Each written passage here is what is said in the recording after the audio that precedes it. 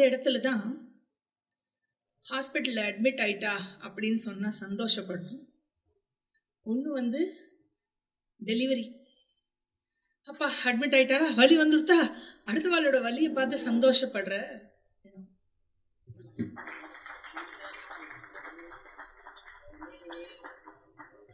சகா த்வமேவ த்வமேவ வித்யா த்ரவிணம் த்வமேவ த்வமேவ சர்வம் மம தேவ தேவ த்வமேவ சர்வம் மம தேவ தேவ. ஜெய் போல் சத்குருநாத் மகாராஜ் கி ஜெய். ஆக அடுத்தவாளோட வலியை பார்த்து சந்தோஷப்படுற இடம் அதுதான் நினைக்கிறேன். வேற எந்த இடத்துலையும் சந்தோஷப்படக்கூடாது அடுத்தவாளோட வலியை பார்த்து. இன்னொரு விஷயம், இப்ப ஆச்சாரியாஜி சொன்ன மாதிரி, யாரா ஒருத்தர் கிளாஸ் போக ஆரம்பிச்சுட்டா அப்படின்னா அந்த ஹாஸ்பிட்டல்ல அட்மிட் ஆகிறதோட ஒப்பிட்டு சொன்னார் இல்லையா. ஸோ அந்த விஷயம் சந்தோஷப்படணும். அந்த விதத்துல படிச்சுட்டு இருக்கிற எல்லாருமே நம்ம we should start becoming ambassadors of this knowledge. நாமும் படிக்கணும், நாமும் படிப்பை விடக்கூடாது, ப்ரையாரிட்டைஸ் பண்ணணும் அப்படிங்கிறதுல குறியா இருக்கணும். அண்டு நம்ம யாரெல்லாம் பார்க்குறோமோ பழகிறோமோ, ஏன் கீதை கூடவா படிக்கல நீ, அதாவது கீதை கூட படிக்காட்டா அது சம்திங் பெரிய லாஸ் அப்படிங்கிற மாதிரி ஒரு ரொம்ப ஃப்ரெண்ட்லியாக அந்த விஷயத்தை சொல்லி அவளுக்குள்ள ஒரு 100 பேர்கிட்ட சொன்னால் மேபி ஒருத்தர் 2 பேர் வருவோம். கண்டிப்பாக கிருஷ்ணரே சொல்கிறார் இல்லையா, மனுஷியானா சஹஸ்ரேஷம். ஆக இந்த இன்னைக்கு குரு பூர்ணிமா அண்ட் ஆல்சோ நம்மளுடைய 2 year கோர்ஸோடைய முதல் வருஷத்தினுடைய வார்ஷிக மகோத்சவம். அதுல இந்த வருஷத்துல நம்ம படிக்க போற ஸ்லோகங்கள், நம்ம படிக்க போற டெக்ஸ்ட்ல இருந்து சில சாம்பிள் ஸ்லோகங்கள் மந்திரங்கள்லாம் வச்சு வித்யாரம்பம் அப்படின்னு சொல்லி இந்த பேப்பர் உங்க கைக்கு வந்திருக்கும். வராத வாழ் வாங்கிக்கோங்க. நான் படிக்கிறேன், நீங்க வாங்கி சொல்லுங்க. ஓம் சரஸ்வதி நமஸ்துப்யம்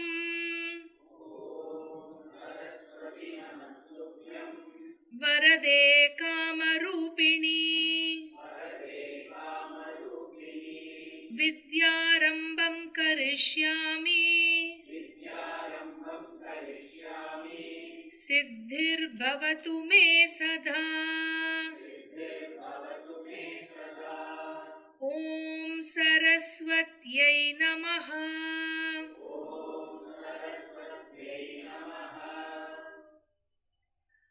நாந்தః ப்ரஜ்ஞம் ந பஹிஷ்ப்ரஜ்ஞம்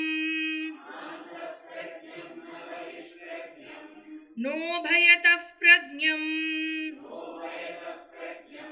ந பிரஜ்ஞானகணம் ந பிரஜ்ஞம் நாப்ரஜ்ஞம் அதிருஷ்டம் அவ்யவஹார்யம் அக்ராஹ்யம் அலக்ஷணம் அசிந்த்யம் அவ்யபதேஷ்யம் ஏகாத்ம பிரத்யயசாரம் பிரபஞ்சோபசமம் சாந்தம் சிவமத்வைதம் சதுர்த்தம் மன்யந்தே ச ஆத்மா ச விஜ்ஞேயः மாயாம் து பிரகிருதிம் வித்யாத் மாயினம் ச மகேஸ்வரம் தஸ்யா வயவபூதைஸ்து व्याप्तं सर्वमिदं जगत्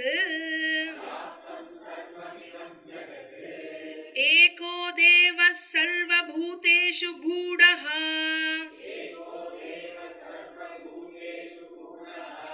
सर्वव्यापी सर्वभूतान्तरात्मा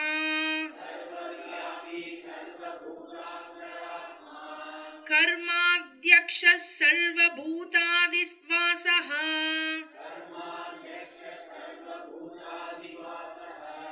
साक्षी चेता केवलो निर्गुणश्च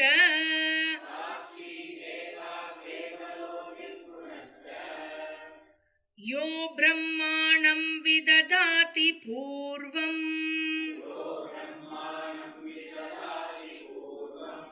यो वै वेदांश्च प्रहिणोति तस्मै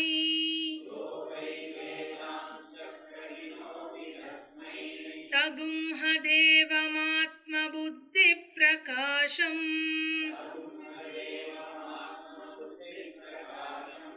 मुमुक्षुर्वै शरणमहं प्रपद्ये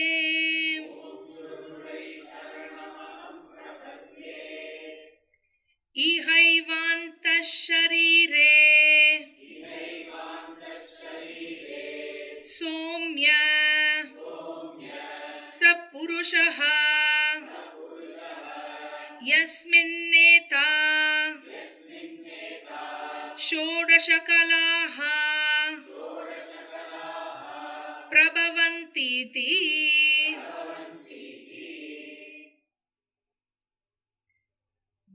श्रीभगवानुवाच द्वाविमौ पुरुषौ लोके क्षरश्चाक्षर एव च क्षरः सर्वाणि भूतानि कूटस्थोऽक्षर उच्यते उत्तमः पुरुषस्त्वन्यः परमात्मेत्युदाहृतः यो लोकत्रयमाविश्य बिभर्तव्यय ईश्वरः यस्माक्षरमतीतोऽहम् अक्षरादपि चोत्तमः अतोऽस्मि लोके वेदे च प्रतितः पुरुषोत्तमः अभयं सत्त्वसंशुद्धिः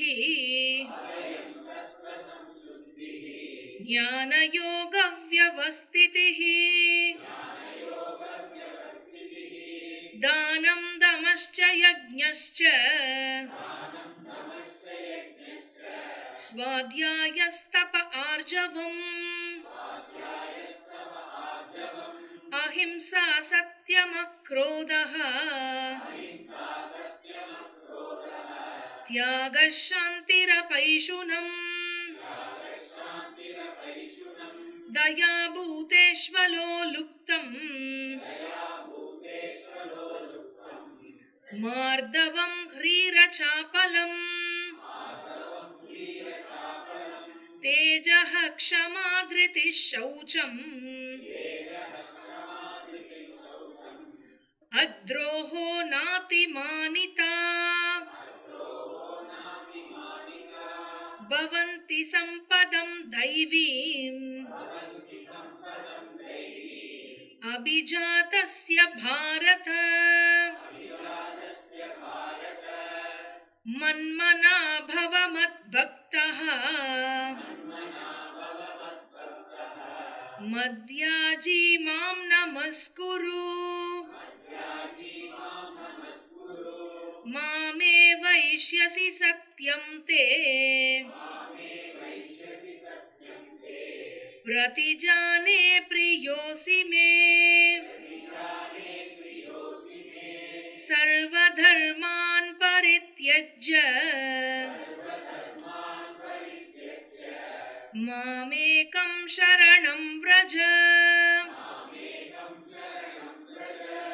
अहं त्वा सर्वपापेभ्यः மோக்ஷயிஷ்யாமி மா சுசஹ. ஓம் தத் சத். ஓம் சதாசிவசமாரம்பாம் சங்கராச்சார்யமத்யமாம் அஸ்மதாச்சார்யபர்யந்தாம் வந்தே குரு பரம்பராம். ஓம். இங்க முக்காவாசி பேரு இங்க ரெகுலரா கிளாஸ் அட்டென்ட் பண்றவாளா இருக்கேன். அதுல ஒரு குரூப் வந்து என்கிட்ட படிச்சுட்டு இருக்கேன் அத்வைத பாரதியில. இன்னும் கொஞ்சம் பேரு ஆச்சாரியா ரங்காஜி கிட்ட படிச்சுட்டு இருக்கேன். மத்த ஆச்சாரியாஸ் கிட்ட யாராவது படிக்கிறவா வந்திருக்கேளா தெரியல, இல்ல ஆன்லைன்ல பார்த்துட்டு இருக்கேளா தெரியல. அதாவது இப்போ ஆச்சாரியா ரங்காஜி சொன்னார் இல்லையா, எனக்கு என்னுடைய இக்னரன்ஸ எனக்கு தெரியணும், என்னால அதை ஆக்செப்ட் பண்ணிக்க முடியணும் முதல்ல இல்லையா. நமக்கு ஒரு கொஸ்டின் வரும், சாஸ்திரம் படிச்சுண்டு அதுவும் டிரான்சாக்ஷன்ல இருக்கிறவளுக்கு இந்த கொஸ்டின் வரும். ஜி என்னோட இக்னரன்ஸை நான் அக்செப்ட் பண்ணிக்கிறேன் ஜி, நோ ப்ராப்ளம். இவா இப்படி பண்றாளே, இவாளுக்கு தெரியறதா இவா இக்னரன்ஸ்? இவா ஏன் அந்த இக்னரன்ஸ் அக்செப்ட் பண்ணிக்கல இல்லையா? அந்த கொஸ்டின் வரும். ஆக நம்ம படிக்கிற சாஸ்திரம், இன்னும் கொஞ்சம் பேர் என்கிட்ட கேட்பா, ஜி சாஸ்திரம் படிக்கிறேன், பொதுவா இது வந்து ஆரம்ப காலத்துல இந்த கொஸ்டின் வரும், சாஸ்திரம் படிக்கிறேன், நீங்க சொல்றது எனக்கு புரியுது, ஆனா நான் அதை எப்படி பிராக்டிக்கலா அப்ளை பண்றதுன்னு எனக்கு தெரியல. இந்த கொஸ்டின் ஒண்ணு இருக்கும் இல்லையா. ஆக நான் சாஸ்திரம் என்ன சொல்ல வரான்னா, சாஸ்திரம் படிக்கிறேன் அப்படின்னாக்க நான் படிக்கிற சாஸ்திரம் வந்து எனக்கு பெனிஃபிட் கொடுக்கணும் இல்லையா. எனக்கு பெனிஃபிட் கொடுத்தா தென் அதுல இருந்து எனக்கு அப்பதானே நான் படிக்கிறதுக்கு. எதுவுமே பெனிஃபிட் இல்லாம யாருமே, ஒரு முட்டாள் கூட எந்த வேலையும் செய்ய மாட்டான் அப்படின்னு சொல்லப்படுறது. ஆக எனக்கு பெனிஃபிஷியலா இருக்கணும் அப்படின்னாக்க, நான் படிக்கிற சாஸ்திரம் எனக்கு பெனிஃபிஷியலா இருக்கணும் அப்படின்னாக்க ஃபண்டமெண்டலா சில விஷயத்த நம்ம ஞாபகம் வச்சுக்கணும். அது என்ன விஷயம் அப்படின்னாக்க, முதல்ல நான் சாஸ்திரம் படிக்கிறது மூலமா நான் இந்த உலகத்தையோ இல்ல என்னை சுத்தி இருக்கிற யாரையோ மாத்துறதுக்காக நான் சாஸ்திரம் படிக்கல. நான் படிக்கிற சாஸ்திரத்தை வச்சுண்டு என்னை சுத்தி இருக்கிற யாரையுமோ இல்ல இந்த உலகத்தையோ மாத்த முடியாது இந்த சாஸ்திர அறிவால. ஒருவேளை நீங்க மெட்டீரியல் எஜுகேஷன் இருக்கு இல்லையா, அதுல நீங்க நிறைய படிச்சேன்னா, நிறைய படிச்சிருந்து அதுக்கு ஏத்த மாதிரி வேலையெல்லாம் கிடைச்சு நிறைய சம்பளமும் இருந்ததுன்னா உங்களை சுத்தி இருக்கிற என்வாயர்மெண்ட்டை இம்ப்ரூவ் பண்றதுக்கான பாசிபிலிட்டி இருக்கு. ஆனா எல்லா நாலேஜை விட ஒசந்து இருக்கிற இந்த நாலேஜோட சிறப்பு என்னன்னா, இந்த சாஸ்திரம் எதுக்கு படிக்கப்படுறதுன்னா, என்னை சுத்தி இருக்கிற யாரையுமோ இல்ல என்னை சுத்தி இருக்கிற எந்த ஒரு விஷயத்தையோ இம்ப்ரூவ் பண்றதுக்காக நான் இதை படிக்கல. இது வந்து fundamentally each and every student of Vedanta should get it into his or her hard disk. இல்லைன்னா ரொம்ப கஷ்டமா இருக்கும். ஆக என்னால யாரையும் மாத்தவும் முடியாது, அதுக்காக நம்மளுடைய வேத சாஸ்திரம் இல்லை. சோ ஏதானும் மாத்தலாம் அப்படின்னு சொன்னாக்க, I can change myself only and I only can change myself. ரெண்டுமே முக்கியம். வித்தியாசம் புரியுறதுன்னு நினைக்கிறேன் இல்லையா. வேற யாரையுமே நம்ப மாத்த முடியாது. ஆக எங்கேயான நான் ஒரு சேஞ்சு கொண்டு வந்துருவேன் அப்படின்னு சொன்னாக்க, அப்போ நான் படிக்கிற சாஸ்திரம் யாரோட பெனிஃபிட்டுக்காக? என்னோட பெனிஃபிட்டுக்காக தான் நான் படிக்கிறேனே ஒழிஞ்சு வேற யாரோட பெனிஃபிட்டுக்காகவும் நான் சாஸ்திரம் படிக்கல வந்து ஒரு டவுட் ஏற்படலாம். அப்போ இது என்ன செல்ஃபிஷ் அப்ரோச் இல்லையோ? உன் பெனிஃபிட்டுக்காக மட்டும் எல்லாத்தையும் பண்ணிப்பியா,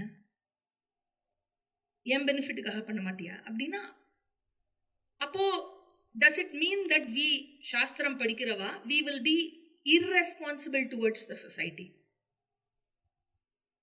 அப்படின்னு கேட்டா அப்படி இல்லை. என் குருநாதர் வந்து ஒன்று சொல்லுவார், நீ சாஸ்திரம் படிச்சேன்னா லோகத்துல ஒரு அயோக்கியம் குறைஞ்சோம், அது நீ லோகத்துக்கு செய்யற ஒரு கான்ட்ரிபியூஷன் ஒழுங்கா படிச்சேன்னா. ஸோ அந்த விதத்துல ஆக்சுவலி நான் வந்து என்னுடைய பெனிஃபிட்டுக்கு நான் படிச்சாலும் இன்டர்ன் இல்லையா, நம்ம டெய்லி காத்தால குளிக்கணும் தெரியுமா, வேதம் சொல்றது டெய்லி காத்தால குளிக்கணும்னு. ஈவன் அதர்வைஸ் டெய்லி காத்தால குளிக்கிறதுனால சயின்ஸ் என்ன சொல்றது, கிளீன்லினஸ் உடம்புக்கு நல்லது, கெடுதல் வராம இருக்கும், எல்லாத்தையும் விட பக்கத்துல இருக்கிறவா கம்ஃபர்டபுளா இருப்பா இல்லையா. அந்த மாதிரி தான் நான் சாஸ்திரம் படிச்சேன் அப்படின்னு சொன்னாக்க எனக்கு நல்லது, டெஃபினெட்லி என்னுடைய நல்லதுக்கு தான் படிக்கிறேன். அப்போ ஊருக்கு யாருக்குமே நல்லது இல்லையான்னா பக்கத்துல இருக்கிறவா நேச்சுரலி அவளும் இன்னும் கொஞ்சம் கம்ஃபர்டபுளா இருப்பா. ஆக அடுத்த வாழை நான் மாத்த முடியாது, ஆனா அடுத்த வாளுக்கு நான் ஏதோ ஒரு விதத்துல ஹெல்ப் பண்ண முடியும், ஏதோ ஒரு விதத்துல ஹெல்ப் பண்ண முடியும். இப்போ அடுத்த வாளுக்கு நான் ஹெல்ப் பண்ணணும்னு வச்சுக்கோங்க, மாத்த முடியாதோ, ஆல்ரைட். இப்போ அடுத்த வாளுக்கு ஹெல்ப் பண்ணணும் அப்படின்னா எந்த வகையில நான் அடுத்த வாளுக்கு ஹெல்ப் பண்ண முடியும், நான் ஹெல்ப் பண்றேனே ஜி, நான் எதாவது ஹெல்ப் பண்றேனே அப்படின்னு நமக்கு ஒரு இது இருக்கும். எப்போ நான் அடுத்த வாளுக்கு ஹெல்ப் பண்ண முடியும் அப்படின்னா 3 கண்டிஷன் சாட்டிஸ்ஃபை ஆகும். உங்க மைண்ட்ல 1, 2, 3 நல்லா ஞாபகம் வச்சுக்கோங்க. இந்த 3 கண்டிஷன் சாட்டிஸ்ஃபை ஆயிடுத்துன்னா நீங்க அடுத்த வாளுக்கு ஹெல்ப் பண்ணலாம்னு அர்த்தம். கண்டிஷன் நம்பர் 1, அந்த இன்னொருத்தர் இருக்கார் இல்லையா, அவ வந்து தான் மாறணும்னு அவா டிசைட் பண்ணிருக்கணும், அவளா டிசைட் பண்ணிருக்கணும். கண்டிஷன் நம்பர் 1 கரெக்டா? ஜி என்ன ஜி இது எப்படி நடக்கும், அது நடந்தாதான் இல்லையா. So first condition. Second condition, அவ மாறணும்னு அவ டிசைட் பண்ணி அதுக்கப்புறம் எனக்கு ஹெல்ப் வேணும்னு அவ உங்ககிட்ட வரணும், சரியா? இது 2வது கண்டிஷன். இம்பாசிபிள்னு தோன்றதே ஜி. ஒருவேளை வச்சுப்போமே, ஒருவேளை அவளும் மாறணும்னு ஆசைப்பட்டு அவ மாறறதுக்கு ஹெல்ப்புக்கு அவ என்ன தேர்ந்தெடுத்தா அப்படின்னா, ஐயோ வெளியில வேணா நடக்கும், வீட்டுக்குள்ள கண்டிப்பா நடக்காது இல்லையா. சப்போஸ் எல்லா நட்சத்திரங்களும் கிரகங்களும் கூடி வந்து அவ வந்து உங்களை தேர்ந்தே எடுத்துட்டான்னு வைங்க, நான் மாறணும்னு அவ முடிவு பண்ணிட்டான், மாறறதுக்கு நீதான் எனக்கு ஹெல்ப் பண்ணணும் அப்படின்னு உங்ககிட்ட வந்துட்டான்னு வைங்க. 3வது கண்டிஷன் இருக்கிறதுலயே ரொம்ப கஷ்டம். அவ எந்த விஷயத்துல ஹெல்ப் கேட்கிறாளோ, எந்த விஷயத்துல அவ தன்னை மாத்திக்கணும்னு நினைக்கிறாளோ, அந்த விஷயத்துல அவளுக்கு நான் ஹெல்ப் பண்றதுக்கு முதல்ல எனக்கு தகுதி இருக்கான்னு நான் பார்க்கணும். ஒரு ஹியர்சே ஸ்டோரி இருக்கு. ராமகிருஷ்ண பரமஹம்சர் கிட்ட ஒரு லேடி வந்து சொன்னாங்க, என் பையன் ஸ்வீட்டு சாப்பிட்டுட்டே இருக்கான், சொல்ல கேட்க மாட்டேங்கிறான், என் பையன் ஸ்வீட்டு சாப்பிட்டுட்டே இருக்கான், கொஞ்சம் சொல்லுங்க சுவாமிஜி, அவனை ஸ்வீட்டு சாப்பிட்றது நிறுத்த சொல்லுங்க, எத்தனை வாட்டி சொன்னாலும் கேட்க மாட்டேங்கிறான், உடம்புக்கு ஆகாதுன்னு. அவர் இப்படி பார்த்துட்டு 1 வாரம் கழிச்சு வா அப்படின்னு. இது என்னது இந்த சாமிஜி, ஸ்வீட்டு சாப்பிடாதேன்னு சொல்லு, ஒரு வாயை திறந்து ஒரு வாரம் திறந்துன்னு இருக்கான், சொல்ல வேண்டியதானே, 1 வாரம் கழிச்சு வான்னு. என்ன சரி ஏதோ சாமிஜி சொல்றாரு அப்படின்னு 1 வாரம் கழிச்சு திருப்பி பையனை கூட்டின்னு வந்தார். 1 வாரம் கழிச்சு பையனை கூட்டின்னு வந்த உடனே அவர் வந்து பையனை பார்த்து சொன்னாராம், கண்ணா ஸ்வீட்டு சாப்பிடாத, உடம்புக்கு ரொம்ப கெடுதல் அப்படின்னு. அந்த லேடிக்கு வந்து தாங்கல, என்ன பண்ணா, பையனை அனுப்பிச்சுட்டு 1 நிமிஷம் பேசிட்டு வரேன் அப்படின்னு அனுப்பிச்சுட்டு பரமஹம்சர் கிட்ட கேட்டாராம், இதை போன வாரமே சொல்லிருக்கலாம்ல, எவ்வளவு தூரம் தெரியுமா, 4 பஸ் மாதிரி வரணும் உங்களை பார்க்கறதுக்கு. அம்மா அவனை சொல்லணும்னா முதல்ல நான் ஸ்வீட்டு சாப்பிட்றது நிறுத்திருக்கணும்ல, அதுக்குதான் அந்த 1 வாரம் டைம் கேட்டேன். ஆக யார் இது சொன்னது? ராமகிருஷ்ண பரமஹம்சர் இல்லையா. நம்ம வந்து அதனால நம்ம வாயை திறந்து ஏதாவது பேசுறச்சே நம்ம வந்து ரொம்ப ரொம்ப கேர்ஃபுல்லா இருக்க வேண்டிய கட்டாயம் நமக்கு இருக்கு. இல்லையா? அண்ட் இந்த ஃப்ரீ அட்வைஸ் கொடுக்கறதுக்கு ஒரு இது இருக்கும் இல்லையா? அப்பெல்லாம் கிருஷ்ணரை ஞாபகம் வச்சுக்கணும். முதல் அத்தியாயம் ஃபுல்லா வாய மூடின்னு இருந்தியே இல்லையா? அவன் கேட்டதுக்கு அப்புறம் தானே சொன்ன, யாரு அவதாரமா இருந்த பகவானுக்கே அந்த ரூல் தான் அப்படின்னா நம்மளாம் ஏமாத்துறோம் இல்லையா? அதனால வாய மூடிட்டு இருக்கணும். ஆக யாரையுமே மாத்த முடியாது unless that person decides to change. ஏன்னா எல்லாருக்குமே எனக்கு எல்லாம் தெரியும், நீ ஒன்னும் சொல்ல தேவையில்லை, நீ சொல்றியா கேட்க மாட்டேன். அப்படி ஒரு குரூப், நம்ம அந்த மாதிரி ஒரு ரிலேஷன்ஷிப் எல்லாருமே ஒரு அட்லீஸ்ட் ஒருத்தர் 2 பேரான்னு வச்சுட்டு இருப்போம் இல்லையா? அதனால நம்ம ஹெல்ப் நம்மளா ஆஃபர் பண்ணோம் அப்படின்னு சொன்னாக்க, நானா உனக்கு ஹெல்ப் பண்றேன்னு அப்படின்னா, நீ உபதிரகமா இல்லாம இருந்தா போதும், நீ பேசாம இருந்தாலே பெரிய ஹெல்ப் அப்படின்னு நமக்கே திருப்பி அட்வைஸ் பண்ணுவா. கொஞ்சம் பேசாம இருக்கியா, நான் பாத்துக்கிறேன், என்ன பண்ண விடுறியா, கொஞ்சம் பேசாம இருக்கியா அப்படி. ஆக கண்டிஷன் 1 and 2 சாட்டிஸ்ஃபை ஆனாலும் கண்டிஷன் 3 சாட்டிஸ்ஃபை ஆகிறது ரொம்ப ரொம்ப கஷ்டம். ஆகவே பெஸ்ட் விஷயம் என்னன்னா, அடுத்தவாளுடைய விஷயத்துல நம்ம போய் மூக்க நுழைச்சு மூக்க உடைச்சுக்காம இருக்கிறது பெஸ்ட் இல்லையா? அதனால இன்ஃபேக்ட் என்ன சொல்லப்படுறதுன்னா, பகவானால கூட அடுத்த வேளை மாத்த முடியாது, யாரையுமே மாத்த முடியாது பகவானால உங்களை கூட மாத்த முடியாது, தெரியுமா? அப்படி பகவானால மாத்த முடியும் அப்படின்னு சொன்னாக்க, ஏன் கிருஷ்ணன் கம்சனையும் சிசுபாலனையும் வதம் பண்ணும் இல்லையா? ஏன் ராமர் ராவணனை வதம் பண்ணும்? எவரோ எடுத்து சொன்னாரே, கேட்டான் ராவணன் இல்லையே? கிருஷ்ணர் எவ்வளவோ சொன்னாரே சிசுபாலன் கிட்ட, கவுண்ட மறக்காதன்னு. 100 தாண்டி போயிடுத்து, கவுண்ட் மிஸ் பண்ணிட்டான் இல்லையா? அதனால as per the original agreement with his mother, அவ்வளவுதான், முடிஞ்சு போச்சு. ராஜசூய யஜ்ஞத்துக்கு நடுவுல ஒரு கிரைம் சீன், சிசுபால வதம். சிசுபாலனோட சேர்ந்து ஒரு குரூப் ஆஃப் ராஜா இருந்தா கிருஷ்ணர் அக்யூஸ் பண்றதுக்கு ஒரு சான்ஸ், அவன் பேசுறான், அவனோட போய் நின்றுக்கலாம் அப்படின்னு போய் நின்னாங்க. வெளிநடப்பு செஞ்ச உடனே தலைக்கீழ விழுந்தது. அவளெல்லாம் மாத்தல, ஆனா அவ பயந்துட்டு வாய மூடின்னு உட்காந்துட்டான். அடுத்தது நம்ம தலை ஆயிடும், வா உட்காந்துடலாம் அப்படின்னு. அண்ட் செகண்ட் திங், பகவான் கிட்ட முதல்ல தலையை கொடுத்து பிரார்த்தனை பண்ணிக்கணும், எனக்கு மாறறதுக்கான சக்தியை கொடு அப்படிங்கிற பிரார்த்தனை இருக்கணும். Therefore என்னுடைய பிரயத்தனமும் இருக்கணும் அண்ட் பகவானுடைய அனுகிரகமும் இருக்கணும். ரெண்டுமே ரொம்ப ரொம்ப இம்பார்ட்டன்ட். நான் எதான மாறி நான் மாறணும்னு முடிவு பண்ணேன் என்னை சுத்தி இருக்கிறவங்க எல்லாம் என்னை ப்ரொவோக் பண்றாங்க அப்படின்னா, அது உன்னோட அகைன் ஆப்ஸ்டக்கிள்ஸ் வெளிப்படுற இடம் இல்லையா? அதனால அது எங்க போறது, பகவான் கிட்ட தான் போக முடியும். ஆக இந்த ரெண்டு விஷயம் இருந்தது அப்படின்னு சொன்னாக்க, தென் நம்மள மாத்திக்கிறதுக்கு, இன்ஃபேக்ட் ரீசெண்டா ஒரு ஸ்டூடெண்ட் கூட சொல்லிட்டு இருந்தாரு, அந்த வேல்யூ ஆஃப் வேல்யூஸ்ல 20 பண்புகள்ல எந்த பண்பை எடுத்தாலும் எதை எடுத்தாலும் கஷ்டமா இருக்கு, உண்மையா கடைப்பிடிக்கணும்னு ஆரம்பிச்சா இட் இஸ் டெஃபினெட்லி பெயின்ஃபுல். சொன்னார் இல்லையா? ஊசி வேக்சினேஷன் போட்டுக்கணும்னா கொஞ்சம் வலியை பொறுத்துன்னு தானே ஆனும். And at every stage of growth there is pain involved. நீங்க என்ன நினைச்சுட்டு இருக்கீங்க? அழகா ஒரு பட்டாம்பூச்சி சுத்துறதே, எத்தனை ஸ்டேஜ் இருக்கு அதோட growthல. முதல்ல ஒரு முட்டை வரும், அதுக்கப்புறம் என்ன கேட்டபில்லரா, மறந்துபோச்சு எனக்கு, கேட்டபில்லர், அதுக்கப்புறம் பியூப்பா, அப்புறம் பட்டர்ஃப்ளை இல்லையா? இல்ல pupa கேட்டபில்லரா, caterpillar pupa, caterpillar lava, pupa, caterpillar, butterfly. Okay, இவ்வளோ ஸ்டேஜ் இருக்கு. லாவா, பியூப்பா, கேட்டபில்லர், பட்டர்ஃப்ளை, இவ்வளோ ஸ்டேஜ் போகிறது. அந்த பூச்சிக்கு வலிக்குமா வலிக்காதா? ஒவ்வொரு ஸ்டேஜ்லையும் ஏதோ ஒரு டிஃபிகல்ட்டி, ஏதோ ஒரு டிஸ்கம்ஃபர்ட்டை அனுபவிச்சுட்டு தானே அது. ஏன் அதை அனுபவிக்கிறது?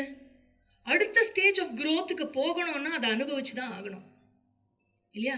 பட் ஒரு நல்ல விஷயம் என்னன்னா, பட்டர்ஃப்ளையோட கேஸில் அது நேச்சுரலாக நடக்கும், அதுவா எதுவுமே செய்ய வேண்டாம், அது நேச்சுரலாக நடக்கும். ஆனால் நம்மளோட கேஸ் இருக்கு இல்லையா, நம்மளோட கேஸில் நேச்சுரலாலாம் எதுவுமே நடக்காது. ஒரு ஸ்லோகம் இருக்கு, பாத்ரூம் போறச்சே சொல்ல வேண்டிய ஸ்லோகம் இது. மனோமலம் மனுஷ்யானாம் பரமம் துக்க காரணம் ஷரீரமலவ தியாஜ்யம் சுப்ரயத்னேன சர்வதா. என்னுடைய மனசுல இருக்கிற மலமும் எப்படி நீங்கும் அப்படின்னா, எப்படி சரீரத்தில் இருக்கிற மலத்தை நீக்கிறதுக்கு நான் கொஞ்சம் பிரயத்தனம் பண்ணணுமோ அந்த மாதிரி தான் மனசில் இருக்கிற மலத்தையும் நீக்கிறதுக்கு என்னுடைய எஃபர்ட் வந்து கண்டிப்பாக வேண்டும். என்னுடைய எஃபர்ட் இல்லாமல் அது நடக்காது. ஆக எப்படி இந்த கேட்டர்பில்லருக்கு 4 ஸ்டேஜ் இருக்கோ, சாரி பட்டர்ஃப்ளை இல்லை, அதுக்கு 4 ஸ்டேஜ் இருக்கோ, அந்த மாதிரி சாஸ்திரம் வந்து நமக்கு 4 ஆசிரமம் கொடுத்துருக்கு. பிரம்மச்சரிய ஆசிரம், அப்புறம் கிரகஸ்த ஆசிரம், அப்புறம் வானப்பிரஸ்த ஆசிரம், அதுக்கப்புறம் பட்டர்ஃப்ளை சந்நியாச ஆசிரம். ஆக இது எல்லாம் வந்து ஒருத்தர் ஃபிசிக்கலாக ஒருத்தர் கோ த்ரூ பண்ணுறாளோ இல்லையோ, definitely one has to go through it mentally. Mental renunciation, mental sannyasa is very very important. Whether at all you take physical sannyasa, ashrama sannyasa or not, mental sannyasa அப்படிங்கிறது it is very very important. And நல்லா ஞாபகம் வச்சுக்கணும், butterfly ஆச்சாரியாஜி என்ன சொன்னா, butterfly யாரா மாதிரி ஒரு நாளைக்கு நாமும் வந்து விட்டு விடுதலை ஆகி விடு இந்த சிட்டுக்குருவியை போல் அப்படின்னு நாமும் வந்து அப்படியே சிறகடிச்சு பறக்கலாம் அப்படிலாம் பண்ண முடியாது. நம்மளோட, ஏன்னா பட்டர்ஃப்ளைக்கு வந்து வில் கிடையாது, அது வில்லு ஆபரேட் பண்ணி பட்டர்ஃப்ளை ஆகல, பகவான் கிட்ட சரணாகதி ஆகி அது பட்டர்ஃப்ளை ஆகல இல்லையா. நாம வந்து we have to make use of our will and நம்மளை மாத்திக்கணும். அப்படிங்கிறதுல நம்ம முயற்சியும் இருக்கணும், பகவானுடைய அனுகிரகத்துக்கான பிரார்த்தனையும் இருக்கணும்.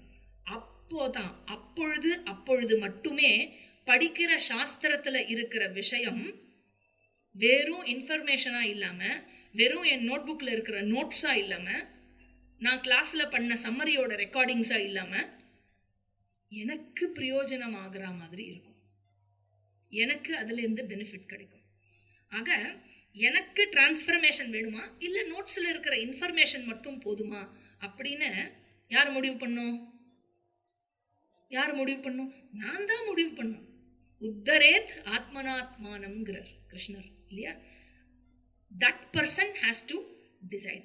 ஆகவே, and yes, this is definitely a painful affair. கண்டிப்பா இதுல there is pain involved. why it is painful? அப்படின்னா என்னோட ஈகோவோட ஒரு பாகத்தை கட் பண்ணி கொடுக்கணும், இல்ல மொத்த ஈகோவையே சில சமயம் அந்த விஷயத்துல கொடுக்குற மாதிரி இருக்கும். ஈகோவே கொடுக்கறது, ஈகோட பாகத்தை, ஈகோ என்ன விட்டு போகிறது அப்படின்னா என்ன, நரக வேதனை அப்படின்னு சொல்லுவாங்க. It is almost a death of that personality in you இல்லையா. ஸோ அந்த death is the change in that personality. நான் ஞாபகம் வச்சுக்கணும், ஷட்விகாரம் படிக்கிறச்சே டெத்து கூட சேஞ்ச் அப்படின்னு சொன்னோம்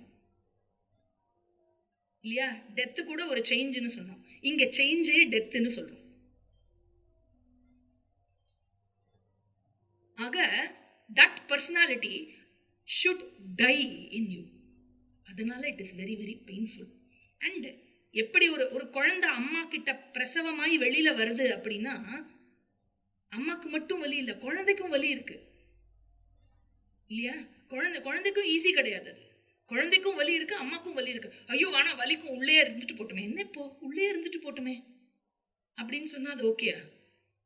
யாருக்கு நல்லது? அம்மாக்கு நல்லது இல்லை ஒரு சைடு, குழந்தைக்கும் அது நல்லது இல்லை இல்லையா. ஏன்னா அடுத்த ஸ்டேஜ் ஆஃப் growthக்கு போகணும்னா you have to take that pain. and ஒரு Vedanta student should never shy away from pain, should never shy away in challenging your comfort zone. என்னோட கம்ஃபர்ட் ஜோன்லேருந்து கால் எடுத்து வெளியில வைக்கிறதுக்கு எனக்கு வந்து பயம் இருக்கு, சேலஞ்ச் இருக்குன்னு சொன்னா, அப்போ இது வரைக்கும் படிச்சதுல ஒரு அக்ஷரம் கூட எனக்கு உள்ள போலன்னு அர்த்தம். and it requires, it commands a very very high level of intellectual honesty. அடுத்தவா என்ன பண்றான்னு பார்க்குற விஷயம் இல்லை, நான் உண்மையிலேயே என்ன பண்ணிட்டு இருக்கேன் அப்படின்னு ஒவ்வொரு இடத்துலையும் வந்து ஆராய்ந்து பார்க்க வேண்டிய விஷயம். ஏன்னா நிறைய நியூ இயர் ரெசல்யூஷன்லாம் நம்ம பண்ணியிருக்கோம், நிறைய நம்மளை மாற்றிக்கிறதுக்கு இல்லையா. எல்லாம் அந்த வருஷம் வந்து நியூ இயர் ரெசல்யூஷன், அந்த மாதிரியான ரெசல்யூஷன் இல்லை இது. It is not any new year resolution to change. ஆக இது வந்து என்ன நான் ப்ரிப்பேர் பண்ணிக்கிறதுக்கு என்னன்னா, நான் அடுத்தவா பண்றது எனக்கு வலிக்கிறது, அடுத்தவாளோடது என்னால் ஒத்துக்க முடியல. இன்னும் நிறைய இருக்கும் இல்லையா? ஒரு ஒரு சின்ன உதாரணம் போகிறோம். சேர்ந்து சாண்டிங் பண்ணுறச்சே அந்த பக்கம் ஓம் வந்து வேற மாதிரி சொல்லிட்டு இருப்பான். நமக்கு கோவம் வரும். எல்லாருக்கும் அந்த கோவம் வராது இல்லையா? கேட்கலையா? கேட்டு சொல்ல மாட்டாளா பாராயணம் சொல்றச்சே? எந்த ஸ்ருதியில சொல்றோம், யாரு சொல்றோம்? சில பேருக்கு வந்து இந்த சாண்டிங் சொல்றச்சே they will like to be ahead. ஒரு ஒரு ஒரு half shloka, half a line ahead, ஒரு பாதம் அஹெட்டா சொல்லுவாவா இல்லையா? அது ஒரு ட்ரைட்டா இருக்கும். இங்கே சில சமயம் கோவம் வரும் சில பேருக்கு இல்லையா? இதை ஒரு உதாரணமா சொல்றேன். எங்கெல்லாம் உங்களுக்கு இந்த மாதிரி அடுத்தவாளோட பிஹேவியர்ல கோவம் வருதோ எல்லாத்துக்குமே இதை அப்ளை பண்ணிக்கோங்க. சரியா? ஆக அவ இது கூடவா கேட்க மாட்டா அப்படின்னு நமக்கு ஒரு இரிட்டேஷன் வரும் இல்லையா? உங்களுக்கு வந்திருக்கோ இல்லையோ, எனக்கு நிறைய வந்திருக்குது. அண்ட் நிஜமா I took a very long time to change that. பல நியூ இயர் ரெசல்யூஷன் ஆச்சுது மாத்திக்கிறதுக்கு. இன்னைக்கு என்னால் ஒரு ரீசனபிளா சொல்ல முடியும், எனக்கு ஓரளவுக்கு என்னால் நன்னாவே சிக்னிஃபிகண்ட்லி எனக்கு அந்த விஷயத்துல சகிப்புத்தன்மை இருக்கு. To accept what ever they are. All right, அவளுக்கு வரல அவ்வளோதான் விடு அப்படிங்கிறதுல டெஃபினட்டா என்னால் அதை சொல்ல முடியும். It took a long time நிஜமா. ஆனா இங்க வந்து என்ன சொல்றது அப்படின்னாக்க, உன்னுடைய சாஸ்திர படிப்பு, அதாவது சாஸ்திர விசாரம் இருக்கு இல்லையா, அந்த விசாரம் எப்போ உனக்கு பிரயோஜனம் கொடுக்கும்னா அந்த இடத்துல ஆச்சாரம் இருந்தா தான் அது பிரயோஜனம் கொடுக்கும். ஆச்சாரம்னா மடி ஆச்சாரம் இல்லை, அந்த ஆச்சாரம் சொல்ல வரல. ஆச்சாரம்னா என்னன்னா என்னுடைய பேச்சு, என்னுடைய நடத்தை, ரெண்டுத்திலையும் மாறுதல் ஏற்பட வேண்டும். மாறுதல் ஏற்படலைன்னு சொன்னாக்க தென் விசாரம் வந்து ஒர்க் ஆகலைன்னு அர்த்தம். மருந்து வேலை செய்யல அப்படின்னு அர்த்தம். கொடுக்குற மருந்து வேலை செஞ்சுது அப்படின்னு சொன்னா என்ன அர்த்தம்? உள்ளுக்குள்ள மெட்டபாலிசம் நன்னா இருக்குன்னு அர்த்தம் இல்லையா? வயசு 80 ஆச்சு ஆனா மருந்து வேலை செய்யறது இல்லையா? கேன்சர் பேஷண்ட்னு வச்சுக்கோங்க, 80 இயர்ஸ்ல கேன்சர் வந்திருக்கு அப்படின்னா கீமோ கொடுத்து வேலை செய்யறது, உடம்பு தாங்கிறது அப்படின்னு அர்த்தம் ஹெல்த்தியா இருக்குன்னு அர்த்தம் இல்லையா? அப்போ படிக்கிற சாஸ்திரம் வேலை செய்யணும் அப்படின்னாக்கா மைண்ட் ஹெல்த்தியா இருக்கணும். ஓரளவுக்கான கொஞ்சம் ஹெல்த்தியா இருக்கணும். அப்போதான் சாஸ்திரத்து மூலமா இன்னும் கொஞ்சம் ஹெல்த்தி பண்ண முடியும் மைண்ட். ஆக விசாரம் வந்து ஆச்சாரத்தை வளர்க்க வேண்டும். There should be a change in ஆச்சாரம், in walk and the way that person நடந்துக்கிறது. ரெண்டுத்துலயுமே வாழற விதமும் பேசுற விதமும் மாற வேண்டும். அண்ட் இது வந்து ரொம்ப ரொம்ப இம்பார்ட்டன்ட். ஆச்சாரா அண்ட் விசாரா இந்த விஷயத்தை வலியுறுத்தாத ஸ்கிரிப்சர்ஸே கிடையாது. பல ஸ்கிரிப்சர்ஸ்ல நம்ம இது பார்க்கலாம். ஆக யோகஸ்ய பிரதமம் துவாரம் வாங் நிரோதகாங்கிறார் பதஞ்சலி யோக சூத்திரத்துல இல்லையா? அண்ட் இது சம்பந்தமா நிறைய நம்மளுடைய ஸ்கிரிப்சர்ஸ் இருக்கு. 1-2 உதாரணம் சொல்றேன். ஒரு ஸ்லோகம் சொல்றது, பரோபதேச வேலாயாம் சிஷ்டா சர்வே பவந்தி வை விஸ்மரந்தி சிஷ்டத்வம் ஸ்வகாயே சமுபஸ்திதே. அதாவது என்ன சொல்றது, பரோபதேச வேலாயாம் அடுத்த வாழ்க்கை சொல்றதுன்னா நமக்கு நன்னா வாய்க்கிழியும். அடுத்த வாழ்க்கை சொல்றச்சே நமக்கு வரும் பாரு, என்னம்மா அந்த கோர்வையா வரும். படிச்ச சாஸ்திரம்லாம் அப்படியே ஜம்முன்னு எல்லா பிரக்கிரியாவும் ஜம்முன்னு வரும்.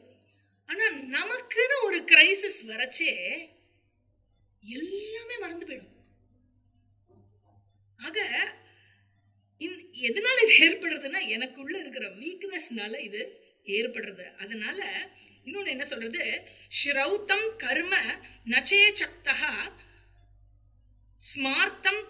ஸ்மார்த்தம் கர்த்தும் சமாச்சரேத் தத்ராப்ய சக்தஹ கரணே குர்யாத் ஆச்சாரமந்ததஹ.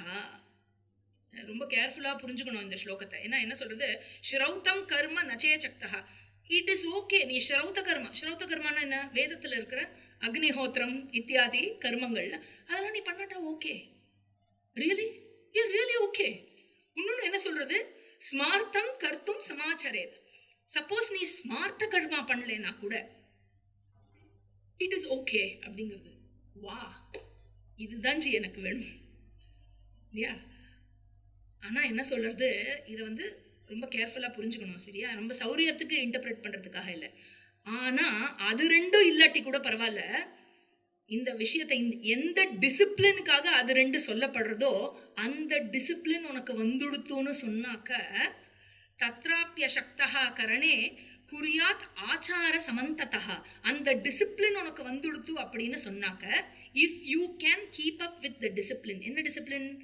வாக்கு டிசிப்ளின் அண்ட் நான் வாழற வாழ்க்கையில கடைப்பிடிக்க வேண்டிய டிசிப்ளின், என்னோட வேல்யூஸ், இது வந்துடுத்துன்னு சொன்னாக்க, it's okay if you don't do shrauta karma smarta karma also. எவ்வளோ தூரம் இறங்கி வந்து சொல்றது பாருங்க சாஸ்திரம், இல்ல? சர்வாகமானாம் ஆச்சாரம் பிரதமம் பரிகல்பதே ஆச்சார பிரபவோ தர்மஹ தர்மஸ்ய பிரபுரச்சுதஹ. ஐயோ, கேட்டிருக்கோமோ? கேட்ட மாதிரி இருக்குல்ல? ஸ்ரீமத் பகவத்கீதா கரெக்டா? விஷ்ணு சஹஸ்ரம். ஓகே. ஆக ஒவ்வொரு, அதாவது என்ன சொல்றது, ஒவ்வொரு இடத்துலையும் உன்னுடைய வாக்கு இருக்கு இல்லையா, முதல்ல அதை கண்ட்ரோல் பண்ணி, எல்லாம் சொல்லாத ஸ்கிரிப்சர் கிடையாது. இப்பதான் பார்த்தோம், யோகஸ்ய பிரதமம் துவாரம் வாங் நிரோதா. முதல்ல குவான்டிட்டியை கண்ட்ரோல் பண்ணு, அதுக்கப்புறம் அப்பதான் குவாலிட்டி கண்ட்ரோல் பண்ண முடியும். நிறைய குவான்டிட்டி இருக்கிறச்சே குவாலிட்டி கண்ட்ரோல் ரொம்ப கஷ்டமா இருக்கும். முதல்ல குவான்டிட்டி கண்ட்ரோல் பண்ணு, தேர் ஆஃப்டர் குவாலிட்டி கண்ட்ரோல் பண்ணு. அண்ட் தர்மா அப்படிங்கிறது சும்மா வாய்ச்சவடாக்காக இல்லைங்கிறது. ஆச்சார பிரபவோ தர்மஹா, தர்மாங்கிறது எதுக்கு? அனுஷ்டானம் பண்றதுக்காக தர்மம். அஃப்கோர்ஸ் இந்த கான்டெக்ட்ல இல்லை, இருந்தாலும் தர்மஸ்ய பிரபு யாரு? அச்சுதஹா. The lord of dharma is the lord himself. ஆக இந்த மாதிரி நிறைய ஸ்லோகங்கள் இருக்கு. அனபியாசே விஷம் சாஸ்திரம் அஜீர்ணம் போஜனம் விஷம் தரித்ரஸ்ய விஷம் கோஷ்டிஹி துர்ஜனஸ்ய சுபாஷிதம். எப்படி வந்து டைஜஸ்ட் ஆகாத ஃபுட்டு உடம்புக்கு பாய்சன் ஆகுமோ, அந்த மாதிரி அசிமுலேட் ஆகாத நாலேஜ் வந்து உனக்கு பாய்சன். பாய்சன்னா என்ன? உனக்கு பிரயோஜனமே படாது, எப்போ தேவையோ அப்போ அது உதவிக்கு வராது அப்படிங்கிறது. ஆக இந்த மாதிரி துர்ஜனஸ்ய சுபாஷிதம், அது எதை போல அப்படின்னாக்க, துர்ஜனமா இருக்கிறவாளுக்கு நீ நல்லது எடுத்து சொன்னேன்னா அவளுக்கு அது பிரயோஜனப்படாது. நீ உன் வேலையை பார்க்குறியா, தேங்க்யூ, ஆரம்பிச்சிட்டியா, உன் வேதாந்தத்தை எல்லாத்தையும் நீயே வச்சுக்கோ அப்படிம்பால. ஆக இந்த மாதிரி நிறைய விஷயம், இன்ஃபேக்ட் நம்மளை த்ரெட்டன் பண்ற மாதிரியான விஷயம்லாம் சொல்றது, அண்ட் நம்மளை வார்னிங் கொடுக்குற மாதிரியான விஷயம், நம்மளை பரிகாசப்படுத்துற மாதிரி, இந்த மாதிரி சாஸ்திரத்துல நிறைய இடத்துல சொல்றது. இந்த சேஞ்சஸ் வரணும் அப்படின்னா என்ன சேஞ்ச் ஜி வரணும்? கடைசியா அதை மட்டும் சொல்லிட்டு முடிச்சுடுறேன். என்ன சேஞ்ச் என்கிட்ட வரணும்? சாஸ்திரம் படிக்கிறேன்னா, வேதாந்தா ஸ்டூடெண்டா இருக்கேன்னா என்ன சேஞ்ச் வரணும்? 2 ஸ்லோகம் மட்டும் சொல்லிட்டு முடிச்சுடுறேன். நரணே விஜயாச்சூரஹ அத்யாயனாஞ்ச பண்டிதஹ ந வக்தா வாக் பட்டுத்வேன ந தாத்தா சார்த்ததானதஹ. அதாவது நீ ஒரு just because you win over people, உனக்கு வந்து பிரேவரி இருக்குங்கிறதுக்காக நீ சூரன் கிடையாது. இன்னொன்னு, நீ வந்து நன்னா பேசுறங்கிறதுக்காக உனக்கு பாண்டித்யம் இருக்குன்னு அர்த்தம் கிடையாது. நீ வந்து நன்னா படிச்சிருக்கேங்கிறதுக்காக உனக்கு பாண்டித்யம் இருக்குன்னு அர்த்தம் கிடையாது. நன்னா பேசுறேங்கிறதுனால உனக்கு வாக்பட்டுத்துவம் இருக்கு, you're an expert at speaking அப்படின்னு அர்த்தம் கிடையாது. நிறைய பைசா கொடுக்குறேங்கிறதுனால நீ பெரிய தாத்தாவும் கிடையாது அப்படிங்கிறது. அப்போ who is the real shuraha, who is the real panditaha, who is the real vaktaha, who is the real data அப்படின்னு கேட்டாக்க, இந்திரியானாம் ஜெய சூரஹா பண்டிதோ தர்மமாச்சர்யா ஹிதப்பிரியோதிபிர் வக்தா தாத்தா சம்மானதானதா. எவன் ஒருவனுக்கு இந்திரிய நிகிரகம் இருக்கோ அவன் நிஜமான சூரன். எவன் ஒருவன் தர்மத்தின்படி அனுஷ்டானத்துடன் வாழ்கிறானோ அவனே பண்டிதன். எவன் ஒருவனுடைய பேச்சில அடுத்தவா கிட்ட ஹிதமும் பிரியமும் இருக்கிறதோ அவனே வாக்பட்டுத்துவம் கொண்டவன். He is only an expert at talking. And finally, who is the real தாத்தா அப்படின்னா, என்ன பைசா கொடுத்தா பெரிய தாத்தா கிடையாது.